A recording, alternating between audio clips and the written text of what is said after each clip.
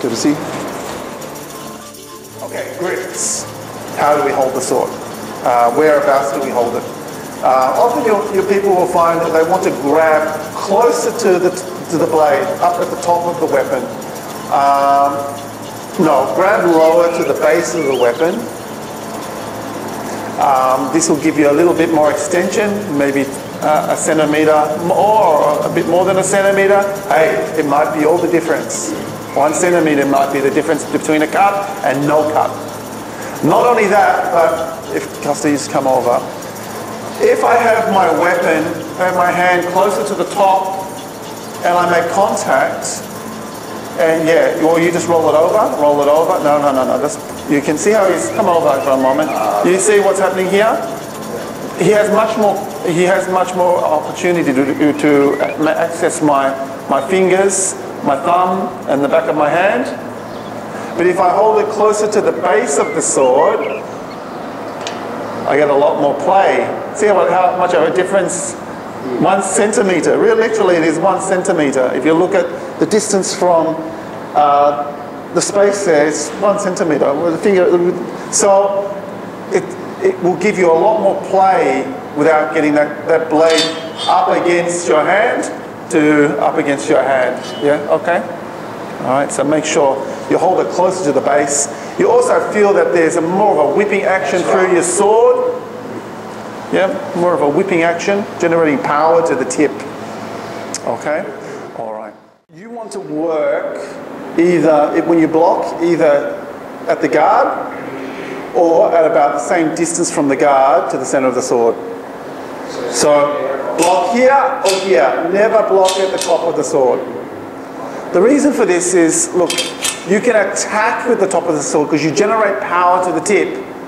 But if he swings at you and you block with the tip, you have no leverage. Come over. Now, put just one sword here like this. Your strong arm, your strong sword, yeah. Now, I'm going to try not to let me move the tip of your sword. Don't let me move the tip. You understand? You cannot stop the movement through the sword because there's no leverage here. Yeah. And if you block here, you see there's no power at the end. You understand? Yeah. So if someone swung a big stick or a spear or a sword and it hits here, look what happened to your wrist. No power, no strength. So, if you swing your sword at me. No, come, swing, big swing. Yeah. Here, it's either here with the guard, you block here because you push now. You can't, you see, or you block here. But if you go up here, you go through and you get cut. Yeah. Okay. So the blocking part of the sword is the guard and about another width of the fist, fist width. But you know, here is to attack, here is to defend. This far down is to defend, this far up is to really attack. Yeah, but for the same white cut, so, but you said we show you this part of the sword. To cut? Yeah. Yes. Yeah, but when the people blank here, yes. So I still cut here or also cut here? Use my this part or still? No, look, doesn't matter. Look, you want, look, if you cut at me, yeah. If you put that sword there, look how close your arm is. You understand? Harder for me to access your hand now. So really, if you put your hands out, okay. That's what I want to do. Yeah. I don't want to go like this, because look at me. Think about it in terms of you accessing targets. If you put your hand up. Now if I cut at you, think about what targets you have. What target did you have then to cut me? What you get? Not many, huh? Because I don't leave my sword there for long. But if I go too many targets now, you understand? All right, good. Warm up, basic. All these movements and positions are all basic, so very vital to program the muscles correctly and get a good concept of what you're doing with these movements. Okay, so all these drills that we will do are very valuable. All right. First one we're going to use is just changing of the guard.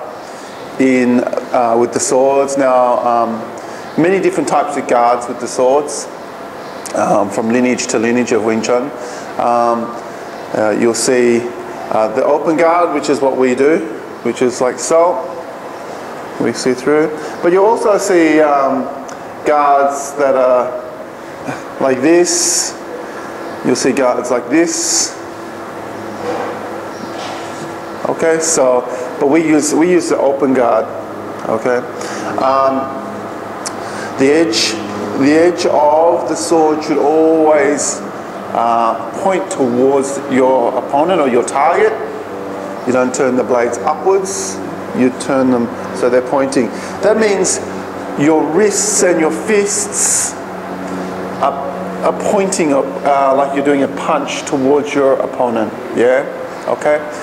Both your hands should sit in your center. So that's what it should look like. It should look like an old old Broughton rules boxer, bare knuckle Broughton rules boxer, the prize fighter boxer. That's what it should look like. Okay. Then we're going to, so it's on the central line, not in. We'll do it in the center line first. Excuse me. So both fists should be in the center. Then you'll just roll your hands, and this is very similar to the old boxers as well. They would roll their hands. Now you're not hammering down. It's not a hammering movement. You drop the front sword and you push forward. You push forward. You push forward. So it will look something like this. So it looks like you're not punching. You don't think about doing a punch. You think about maybe doing a block, if anything. We're now employing the same guard, except we're not just operating on the center line now, we're operating on the center and central line. A moment ago, we were just, both hands were rolling on the center. Now we change the side neutral. The lead is on the central line. The wudo, the back sword, is on the center line. And as I turn, now my opponent would be standing directly in front of me. By employing this stance, I minimalize my target area. I'm not just standing front on like so. I don't just stand front on like so. I minimalize the target area. So turn my body, taking away the targets. And I can change. Now, when you're doing this change, you're not swiveling. You're not swiveling.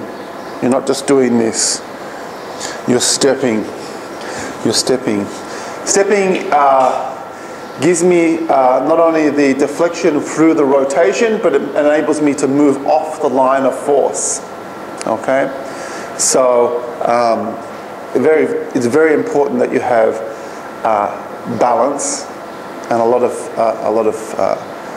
Wing Chun systems promote the swivel for having a good grounding and good solid base as they put force forward, and there's nothing wrong with that. However, we also value mobility utmost. So there has to be a balance between mobility and stability. If I just pivot, I haven't made myself mobile enough, and generally if you're dealing with a lot of force, doesn't matter if it's with the weapons or with your open hand, and you just swivel, you may not get off the line of force. So you need to sometimes step. So by stepping, you step on the toe and land, and then you place the rest of the foot on the ground. So the ball of the foot should be the first point of contact when you hit the ground. That means you can change and you can interrupt through your step. If you land on your heel first, you have to place the foot flat before you can access the springing motion of the ball of the foot. So whenever we step in this system, you land with the ball of the foot first and then place the rest of the foot down. This enables us to access that springing motion through the foot immediately. Okay. Now, you don't have to just step backwards and forwards like so. You don't have to just step backwards and forwards. You can be moving to the left. You can be moving to the right. So maybe you do 3 or 4 to the left, 3 or 4 to the right at your own pace, trying not to crash into each other. All right, we'll do it for 1 minute.